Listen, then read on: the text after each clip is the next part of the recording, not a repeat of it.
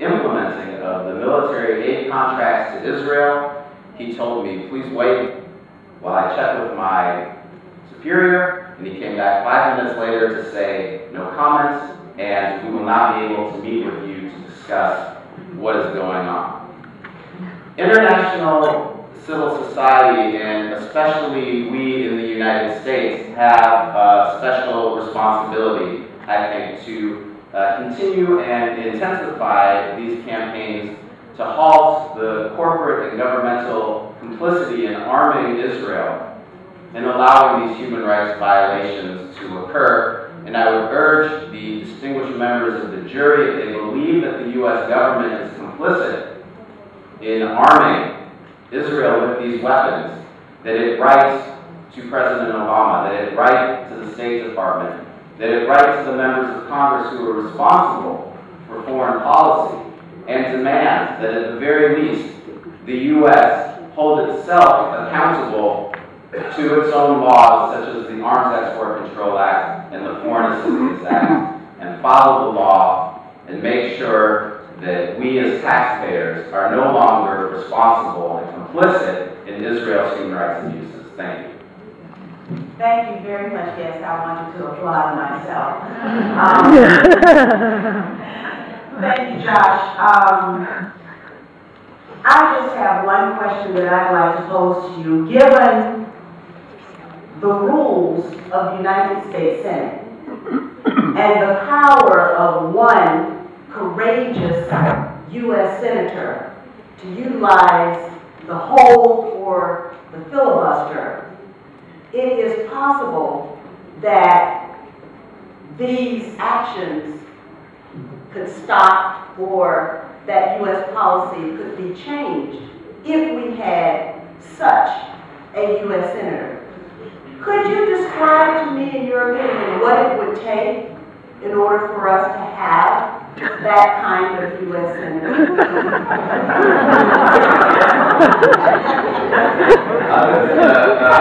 Reconfiguration of campaign finance and how our democracy works or does not work in the United States? No, it's a fantastic question. Unfortunately, the senator would have to put a hold on the entirety of the budget. But there are a very few and select number of members of Congress who have the power to make amendments to the budget at the point at which it can be amended before it goes to the floor of the Congress. And as you know, when it gets to the floor of the Congress for a general vote, it's mainly a pro forma type of thing. But there is a subcommittee, and I detail this in my written testimony, a subcommittee of the Appropriations Committee of the House and Senate that looks at the foreign aid budget in detail, and those members of Congress would be the ones to address, to try to get some changes and accountability in terms of practices on military aid to Israel. I think that I anticipate the tribunal's final session in the United States where we can explore these kinds of issues more in depth. Madam Co-Chair, do you have any questions?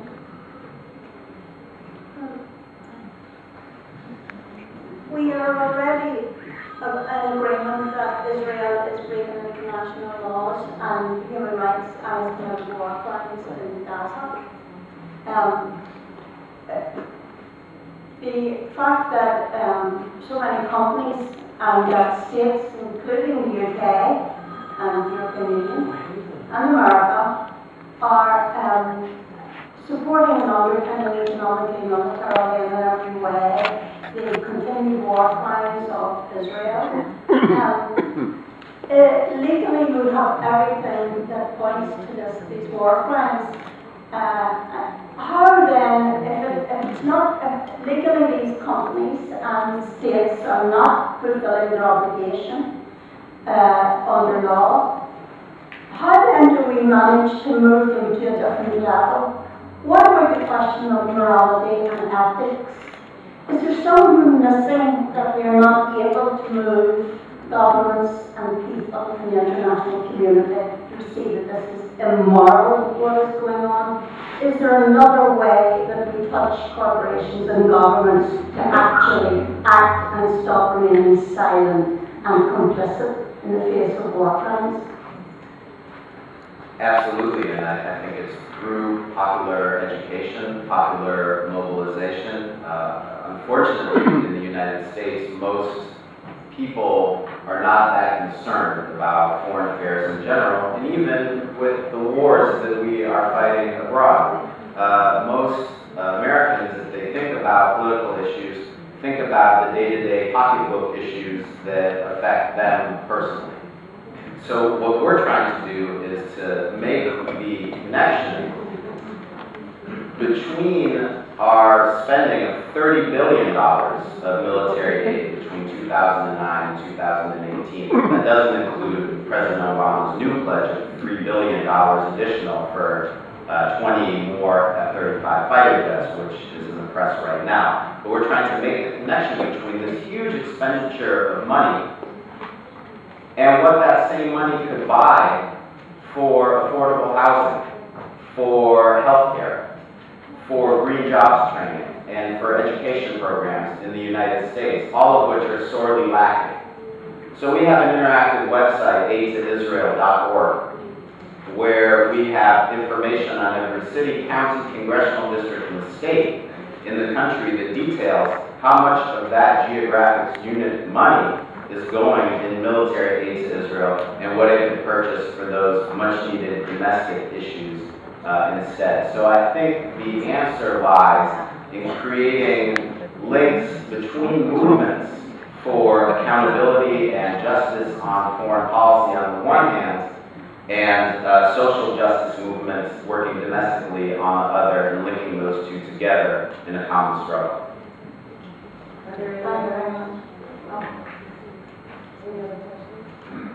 Josh, I just have one more question. Given the November elections, do you see when the new Congress is sworn in January that your job will be easier or will it be more difficult?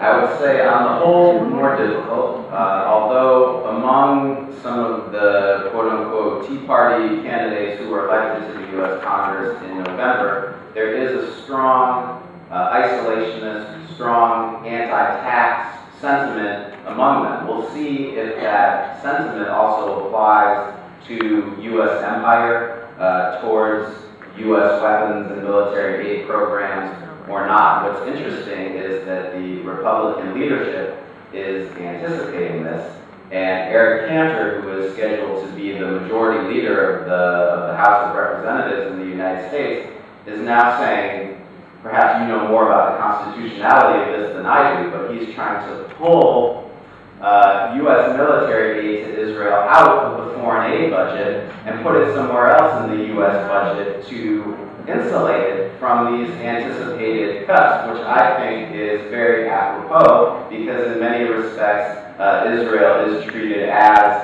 part of the United States in terms of our political discourse and discourse around this issue.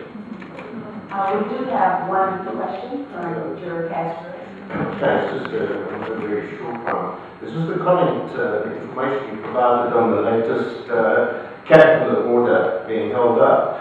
Surely the reason for this is just a very simple one, related to the demand that the settlement freeze, the settlement expansion construction should be frozen for the magnificent length of 90 days. Would it simply be that?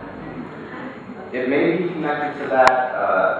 Based on the timing when the story broke, I don't think that the Obama administration was in any way wanting to sanction Israel, because this was a few days before the election, and the last thing that President Obama needed was debate on whether he is soft on supporting Israel.